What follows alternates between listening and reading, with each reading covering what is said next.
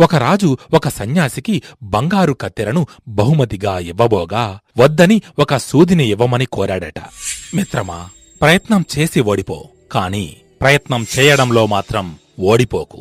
నేడు అవసరం లేనివి కొంటే రేపు అవసరం ఉన్నవాటిని అమ్ముకోవలసి వస్తుంది. చివరి వరకు పోరాడగలిగే ధైర్యం ఉంటేనే ఎలాంటి పరిస్థితులు ఉన్నా విజయం సాధించవచ్చు. ఈ ప్రపంచం బాధపడేది చెడ్డవారి హింస వలన కాదు, మంచివారి మౌనం వలన.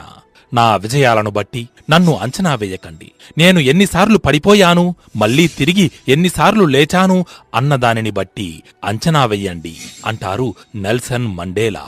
నీ ఖర్చులను తగ్గించుకోవడం కంటే నీ ఆదాయాన్ని పెంచుకోవడం చాలా ముఖ్యం.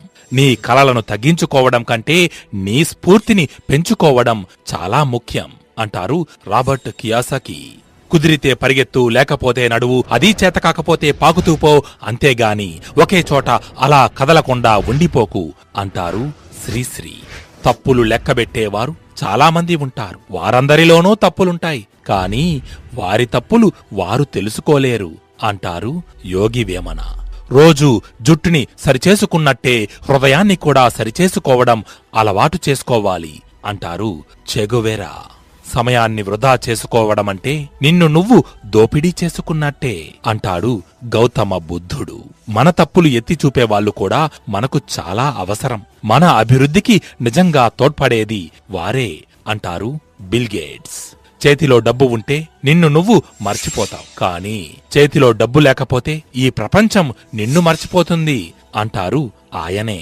కోపం రావడం మానవ సహజం. అయితే దాన్ని ఎప్పుడు, ఎక్కడ, ఎవరి వద్ద ప్రదర్శించాలో తెలుసుకోవడమే విజ్ఞత అంటారు సోక్రటీస్. మీకు సాయం చేస్తున్న వారిని మరవకండి. మిమ్మల్ని ప్రేమిస్తున్న వారిని ద్వేషించకండి. మిమ్మల్ని నమ్ముతున్న వారిని మోసం చేయకండి అంటారు స్వామి వివేకానంద. మన మీద మనకుండే నమ్మకం శత్రువును భయపెడుతుంది. మన మీద మనకుండే అపనమ్మకం శత్రువు బలాన్ని పెంచుతుంది అంటారు చాణక్యుడు. సమస్య ఎదురైనప్పుడు మౌనం కంటే మాటలే ఎక్కువ పనిచేస్తాయి అనుకున్నప్పుడు మాత్రమే మనం మాట్లాడాలి అంటారు కన్ఫ్యూషియస్. విజయానికి సంతోషించడం మంచిదే, కాని వైఫల్యానికి కారణమయ్యే సందర్భాల నుంచి కొత్త పాఠాలను నేర్చుకోవడం ఎంతో ముఖ్యం. ఆగ్రహం అనేది విషం తాగడం లాంటిది. అది మీ శత్రువులను కాదు, మిమ్మల్ని చంపుతుంది. సింహం చిక్కిపోతే వీధి కుక్క కూడా కరుస్తుంది. అందుకే బలం లేనప్పుడు పౌరుషాన్ని ప్రదర్శించకూడదు అంటారు యోగి వేమన. మొదట మన లక్ష్యాన్ని అర్థం చేసుకోవాలి, తరువాత దాన్ని ఆచరణలో పెట్టే మార్గాలను అన్వేషించాలి.